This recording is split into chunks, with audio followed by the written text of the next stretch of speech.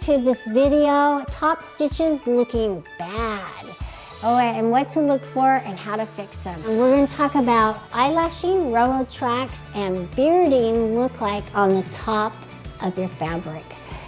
We'll jump in and we'll learn how to fix those problems and what they look like so that you can fix the problems. This is called eyelashing, where you have long stitches that look like those beautiful fake eyelashes. Man, if you have the real ones, I'm envious. But anyway, that's called eyelashing.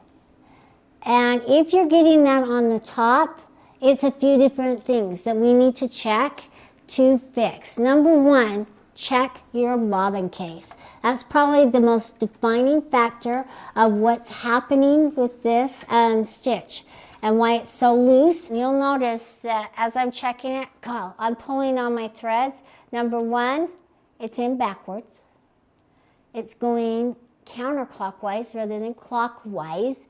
And number two, as I pull on the threads, it's not even coming up out of my hands, so there's no tension on it whatsoever. And how to make the adjustments? Let's put it in the right way, number one.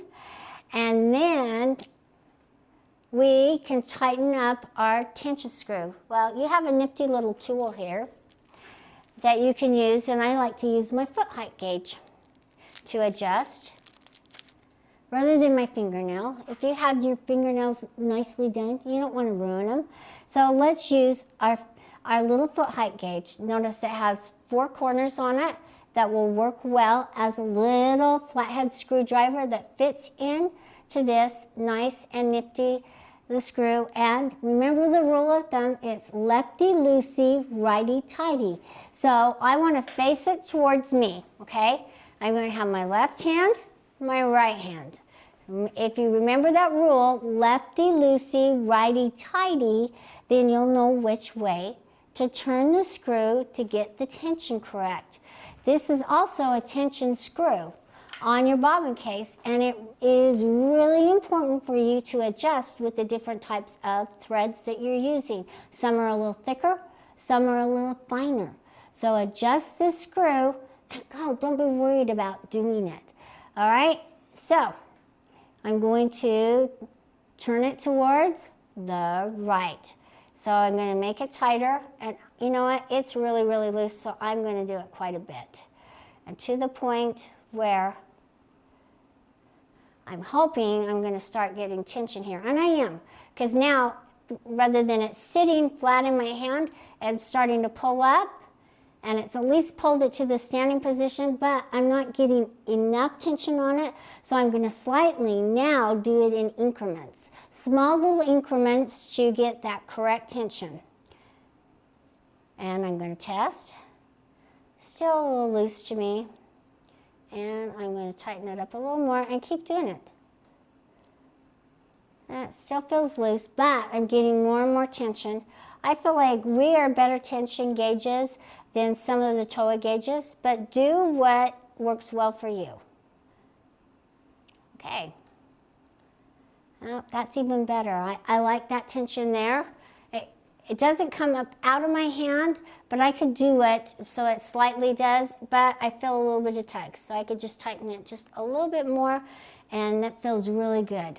I'm going to cut that off, put it back in, and we'll pull up our threads and make our adjustments. So now we're just going to check our tension again. Oh, see how much nicer that looks? Yeah, it's still pulling up just a little bit, but you can work with that and make our adjustments. So we can have it be just right. But it's a good place to start. So start with you. If you're having problems on top, then check your bobbin case and see if maybe you've just changed the bobbin. A thread's gotten caught between the arm. There could be lots of little factors, maybe too full. And when the bobbin's too full, that can cause tension problems. So if you're having problems on top, start with the bobbin case. The next thing I want to talk to you about You know, we've talked about eyelashing, but also kind of goes hand in hand is railroad tracks.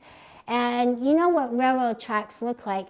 They're a piece that has cross braces all the way across. So you look like railroad tracks. So when you see a stitch that's just laying, just kind of like it's on top of the fabric, but it has the little knot. You can see the little knot in increments just sitting right there on top, and the thread's just laying there.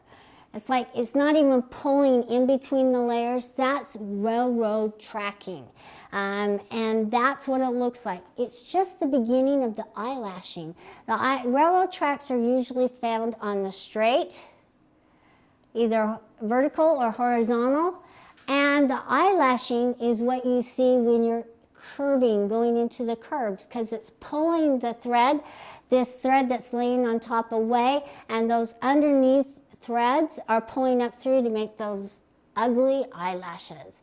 So those are the differences or the similarities between eyelashing and railroad tracks. And now that you understand what it looks like on top, the same thing applies for underneath. That's how they're created, but how you fix them is a little different. All right, let's talk about bearding.